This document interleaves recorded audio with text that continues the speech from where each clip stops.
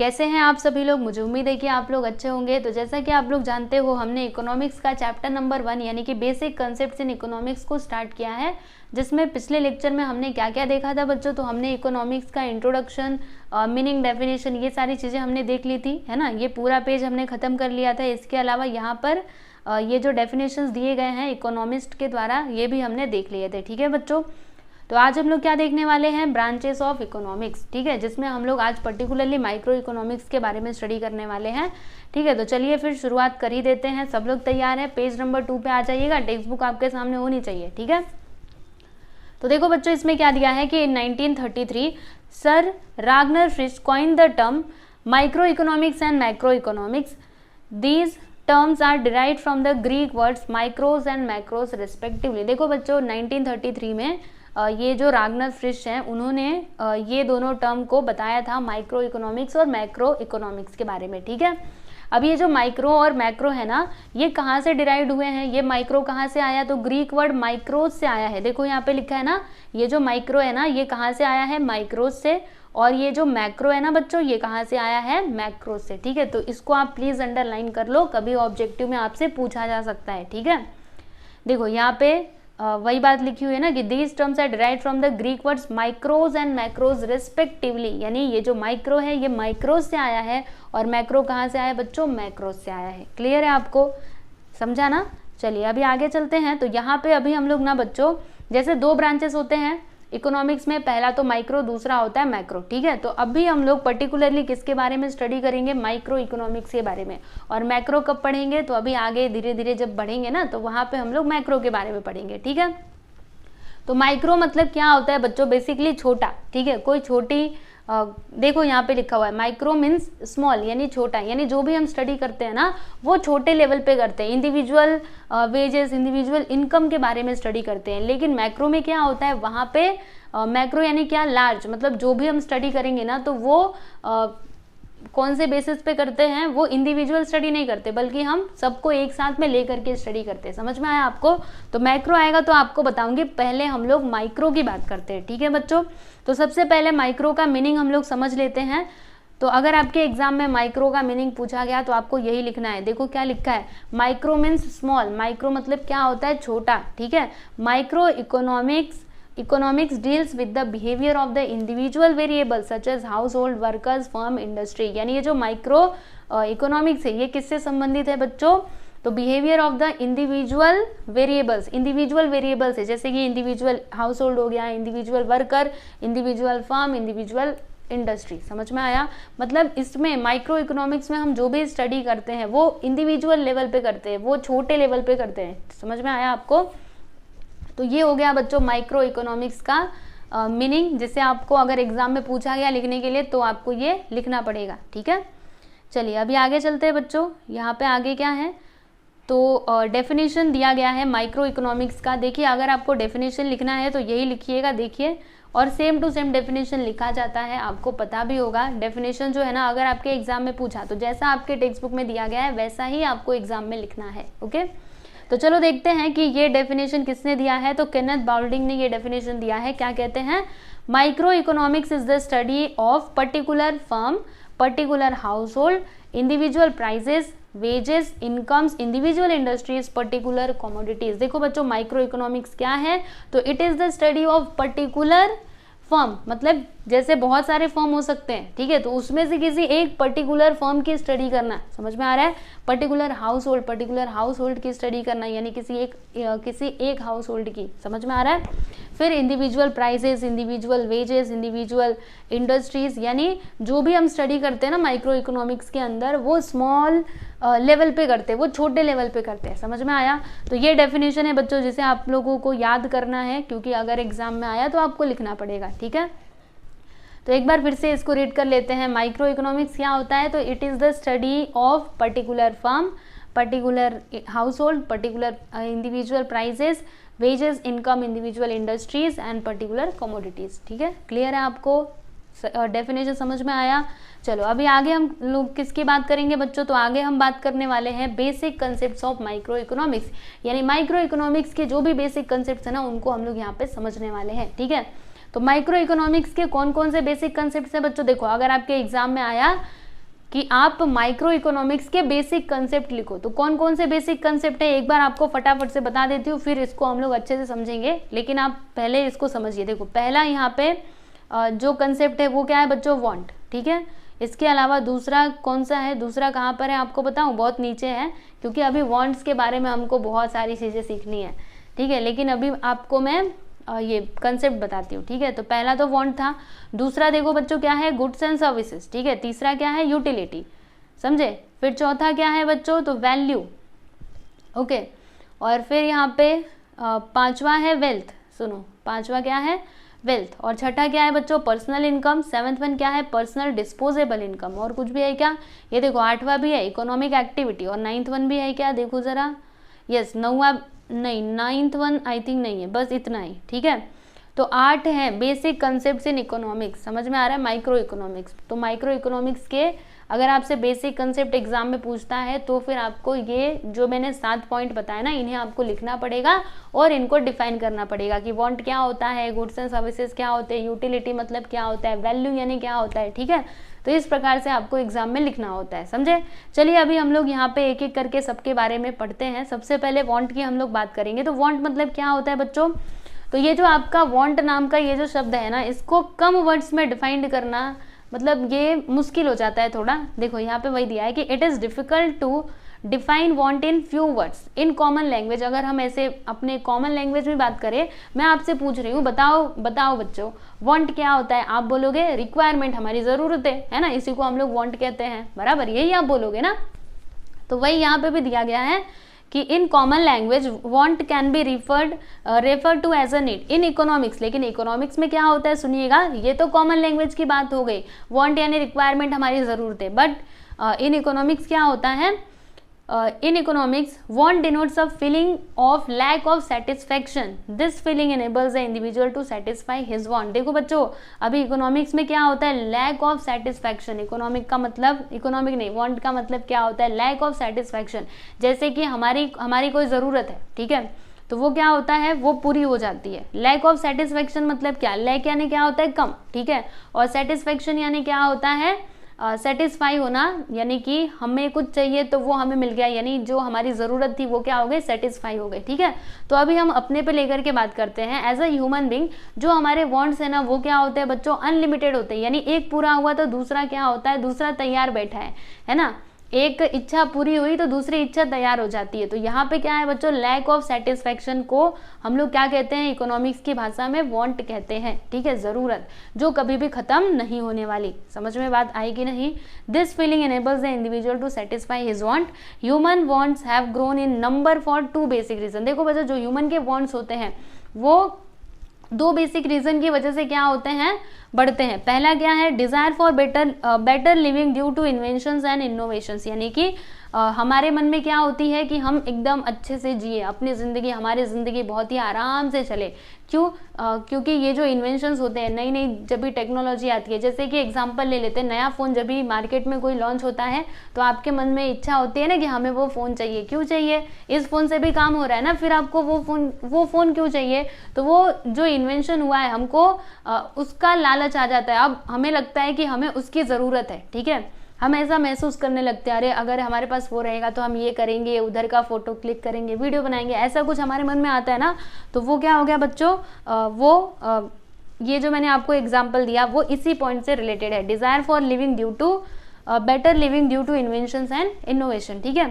फिर यहाँ पे अगला है राइज इन पॉपुलेशन। और दूसरा कारण क्या है बच्चों, पॉपुलेशन बढ़ता है। अगर पॉपुलेशन बढ़ेगा तो ह्यूमन के जो वांट्स है वो भी क्या होंगे बच्चों, बढ़ते हैं। समझ में बात आई आपको।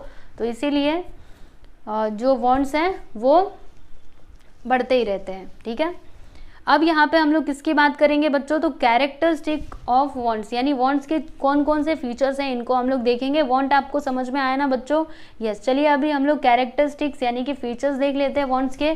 तो ये तो बहुत ही सिंपल है, नाम के साथ ही आपको उसका एक्सप्लेनेशन समझ में आ जाएगा। तो पहला यहाँ पे क्या है, वांट्स आर अनलिमिटेड। जैसा कि हम पहले से ही समझते हुए आ रहे हैं कि वांट्स क्या होते हैं बच्चों, अनलिमिटेड होते हैं। Wants not only arise again and again but they are also unending. यानी कि ऐसा नहीं है कि जो ये वांट्स है वो अगेन एंड अगेन राइज होते हैं। ये कैसे होते हैं? अनएंडिंग, यानी कभी खत्म ही नहीं होने वाले होते। समझ में आया? एक आया तो दूसरी इच्छा अपने आप ही हमारे मन में आ जाती है। समझ में आ रहा है कि नहीं?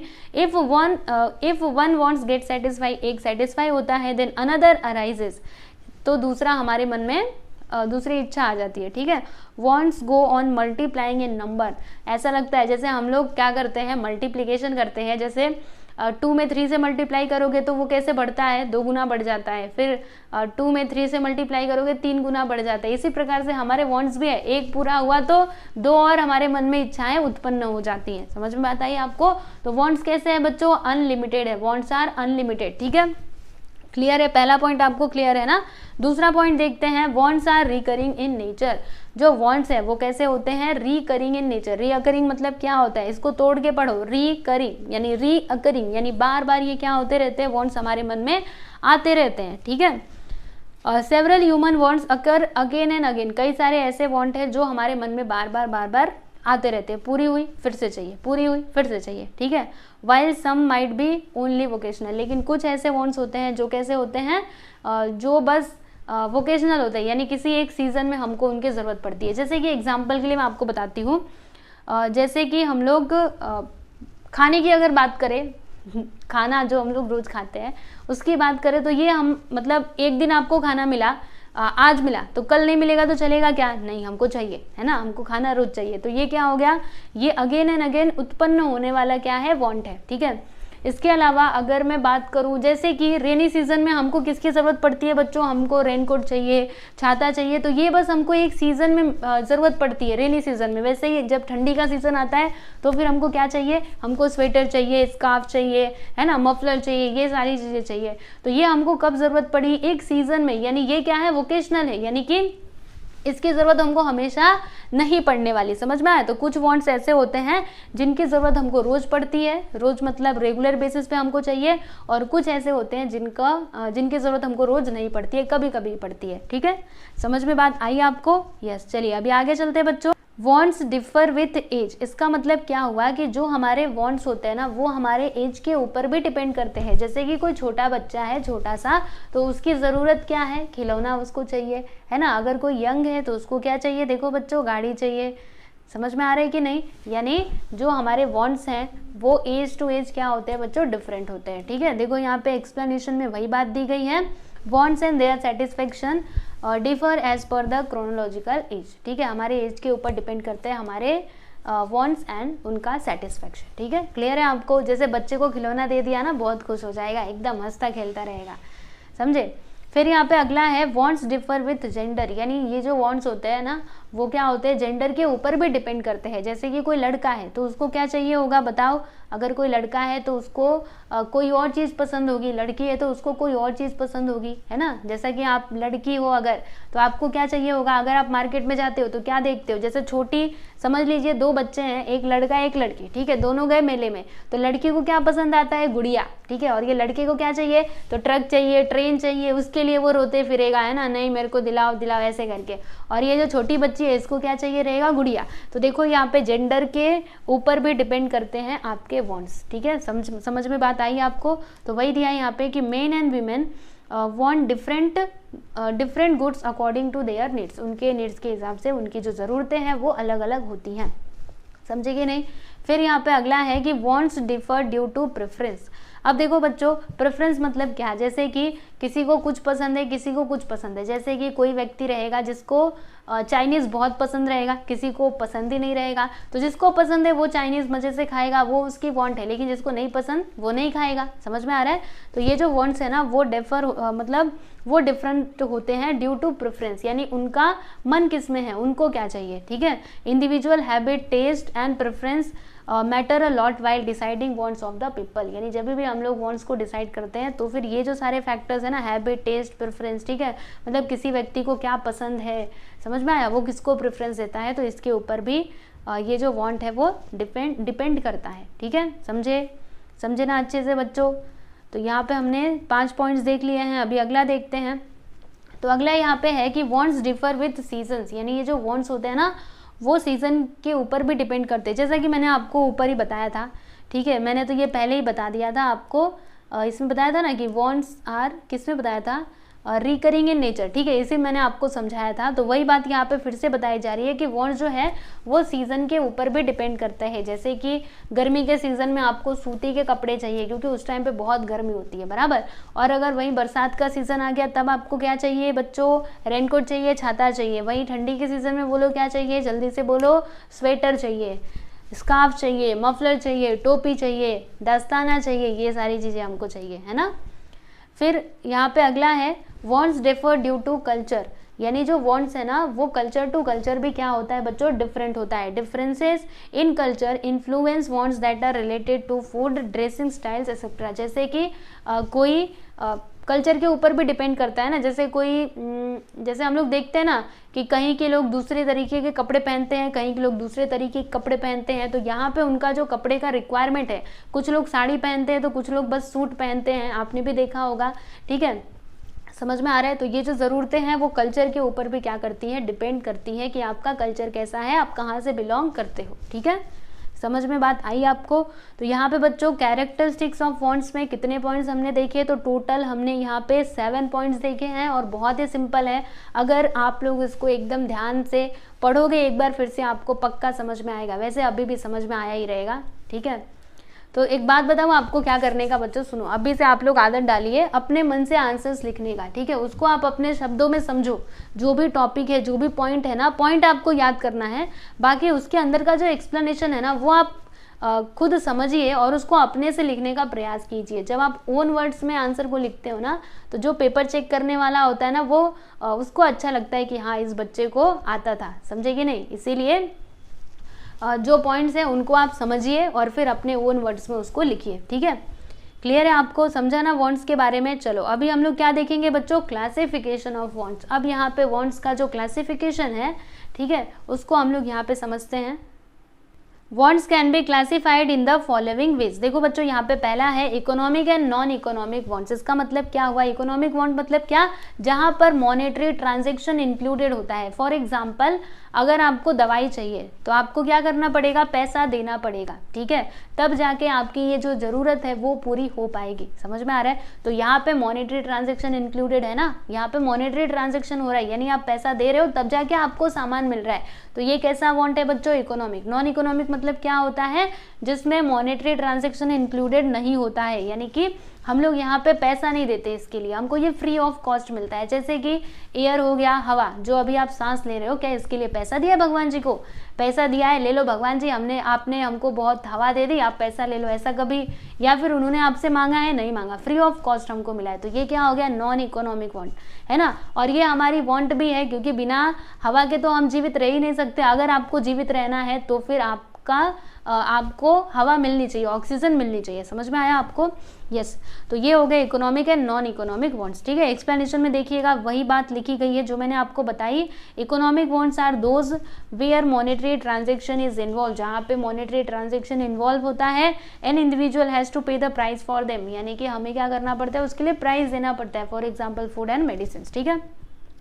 Non economic wants are those which can be satisfied without making monetary payment, यानी हमें यहाँ पे मॉनेटरी पेमेंट नहीं करना पड़ता, ये हमको फ्री ऑफ कॉस्ट मिलता है। For example air and sunshine, ठीक है, जो सूरज जी हैं हमको पूरा उजाला देते हैं। जैसे कि हमारे घर में जो बिजली आती है तो उसका हर महीने बिल आ जाता है, ये लो इतना भरो, तुमने इतना जलाया इतना भरो, लेकिन भगवान जी जो सूरज जी हैं वो हमको फ्री ऑफ कॉस्ट ही इतना सारा लाइट देते हैं, उसका कभी उन्होंने आपसे बिल मांगा नहीं ना। तो ये भी क्या है बच्चों, ये क्या है, नॉन इकोनॉमिक ट्रांजेक्शन, ठीक है, नॉन इकोनॉमिक वॉन्ट्स।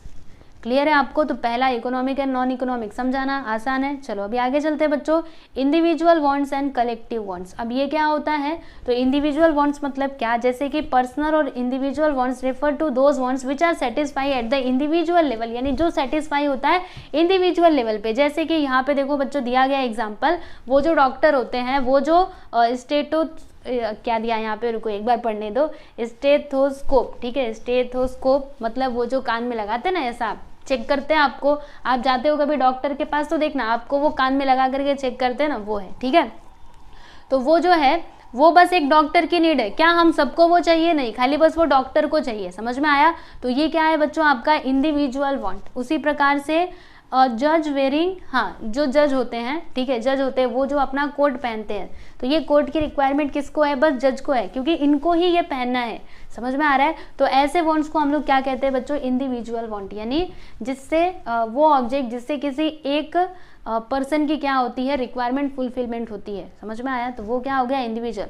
अब कलेक्टिव वॉन्ट का मतलब क्या, तो collective wants are social want where there is a collective satisfaction of wants, for example travelling by train. देखो बच्चों बहुत ही अच्छा एग्जाम्पल लिखा गया है। कलेक्टिव मतलब क्या, कलेक्टिव यानी क्या होता है, कलेक्शन करना। तो बहुत सारे लोग हैं, जब भी उनकी वॉन्ट्स पूरी होती हैं किसी चीज़ से, तो उसको हम लोग कलेक्टिव वॉन्ट्स कहते हैं। जैसे कि ट्रैवलिंग बाय अ ट्रेन, जब हम ट्रेन में यात्रा करते हैं तो क्या वो ट्रेन बस आपके लिए आती है, नहीं, वो सभी के लिए आती है, उसमें बहुत सारे लोग जाते हैं और ट्रैवल करते हैं ना।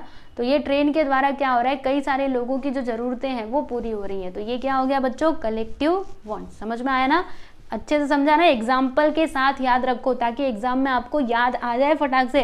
इंडिविजुअल मतलब वो डॉक्टर वाला याद रखना, ठीक है, कान में लगाया और वो चेक किया, ठीक है। और कलेक्टिव मतलब ट्रेन वाला याद रखना, ठीक है। चलो अभी आगे चलते हैं बच्चों। अगला यहाँ पे है नेसेसिटीज, कंफर्ट एंड लग्जरियस। अब इसका मतलब क्या हुआ, तो देखो बच्चों हमारे कुछ वांट्स ऐसे होते हैं जो क्या होते हैं, नेसेसरी, मतलब वो हमें चाहिए तो चाहिए, अगर वो नहीं मिला तब तो हमारा काम चल ही नहीं पाएगा। इसके अलावा कंफर्ट, कंफर्ट मतलब क्या, जो थोड़ी सुख सुविधाएं वाली होती हैं, यानी जिनसे हमको आराम मिलता हो। और लग्जरियस मतलब क्या, लग्जरीज मतलब क्या होता है, जैसे कि हम क्या करते हैं, दिखावे के लिए उसको खरीदते हैं। दिखावे के लिए मतलब क्या, जैसे कि लग्जरी में क्या क्या आ जाएगा आपको बताओ, जैसे सोना चांदी हो गया, ठीक है, वो आपकी ज़रूरत है क्या, अगर सोना नहीं रहेगा तो भी तो हम जीवित रह सकते हैं, हमको उसको उसकी उतनी आवश्यकता है ही नहीं, लेकिन फिर भी हम उसको खरीदते हैं। समझा। तो चलो अभी देखते हैं, एक एक करके तीनों के बारे में जानते हैं। पहला यहाँ पे necessities are the very basic needs of life, यानी ये बेसिक नीड्स होती है। For example food, clothing, shelter, ये तो चाहिए, ये नहीं मिला, ये तीनों ना मिले तो इंसान जीवित नहीं रह सकता। अगर उसको जीना है तो क्या क्या होना चाहिए बच्चों, फूड, क्लॉथिंग, शेल्टर, और इसके अलावा हेल्थ एंड एजुकेशन भी होना चाहिए। आपको याद होगा, आपने 9th या फिर 10th में, मेरे ख्याल से शायद 8th में, कहीं पर भी तो आपने पढ़ा होगा कि जो ह्यूमन बींग होता है उसकी बेसिक नीड्स क्या क्या होती हैं, तो food, clothing, shelter, health and education. अगर ये 5 चीज़ें हैं तब तो आप इजीली बहुत ही अच्छे से सर्वाइव कर सकते हो। समझ में आया। तो ये किस में आते हैं, नेसेसिटीज में। अभी ये कंफर्ट का मतलब क्या हुआ, तो देखो बच्चों इसमें क्या दिया है, comforts are those wants which make our life comfortable, यानी कि कंफर्ट यानी क्या, जो हमारे लाइफ को कैसा बनाते हैं, आरामदायक बनाते हैं, कंफर्टेबल बनाते हैं। For example washing machine, washing machine हमारी बेसिक नीड नहीं है, अगर वॉशिंग मशीन हमारे पास नहीं रहेगा ना तो भी हम रह सकते हैं, हमको उसकी इतनी ज़रूरत नहीं है। समझ में आया, लेकिन फिर भी हम लोग वॉशिंग मशीन को क्या करते हैं, खरीदते हैं, क्योंकि ये हमारे लिए क्या है, हमको आराम देता है ना। अगर हमारे घर में वॉशिंग मशीन रहेगा तो हमको कपड़ा धोना नहीं पड़ेगा हाथ से, है ना, ये एक आराम हो गया। इसके अलावा मिक्सर हो गया, है ना, पहले आप लोग को पता होगा लोग क्या करते थे, सिलवट्टे पे क्या करते थे, मसाला पीसा करते थे, लेकिन अभी मिक्सर आ गया है ना, तो ये भी हमको सुख पहुंचाने वाला है, यानी आराम देने वाला है। इसके अलावा प्रेशर कुकर हो गया, ठीक है, पहले प्रेशर कुकर नहीं हुआ करता था, बाद में इसको इन्वेंट किया गया। तो अभी प्रेशर कुकर से क्या होता है, जल्दी खाना बन जाता है ना। अगर आप किसी बर्तन में रखते हो चावल पकाने के लिए तो क्या होगा बच्चों, अगर आप लोगों ने अगर आप चावल पकाते होंगे आपको पता होगा, अगर आप किसी टोप में रखते हो, बर्तन में रखते हो, तो क्या करना पड़ेगा, वो चावल को जा करके बार बार देखना पड़ेगा, ठीक है, और उसमें थोड़ा टाइम भी ज़्यादा लगेगा उसको पकने में। लेकिन अगर आपने कुकर में चावल रखा है तो वो आपको देखना नहीं है, ठीक है, आप बस रख दोगे और बहुत जल्दी बन जाएगा। और क्या होगा, और आपको बार बार मतलब ज़्यादा मेहनत भी नहीं करनी पड़ेगी। समझ में आई बात। तो ये सभी आपके कंफर्ट से रिलेटेड है। फिर यहाँ पे लग्जरीज मतलब क्या, तो luxuries are those wants which are meant for pleasure and enjoyment, जो हमारी खुशी के लिए होते हैं, एंजॉयमेंट के लिए होते हैं। फॉर एग्जांपल एसी कार खरीदा, तो ये हमारी नीड नहीं है ना, लेकिन फिर भी हम इसको खरीदते हैं, ठीक है, तो अपने खुशी के लिए। जिसके पास बहुत ज़्यादा पैसा होता है वो ये सारी चीज़ें खरीदते हैं ना। वेल फर्निश्ड हाउस, बहुत ही अच्छा। देखो अगर आपके पास छोटा घर है फिर भी आप उसमें रह सकते हो, है ना, कोई ज़रूरी थोड़े ना कि आपका घर एकदम बड़ा होना चाहिए, लेकिन हम लोग बड़ा घर लेते हैं, बहुत ही अच्छा, सब कुछ सुंदर हो, अच्छे से बड़े बड़े कमरे हो, हॉल हो, किचन हो, ऐसा वाला घर लेते हैं। क्यों लेते हैं, अपने खुशी के लिए, अपने एंजॉयमेंट के लिए, ठीक है। बात समझ में आई आपको।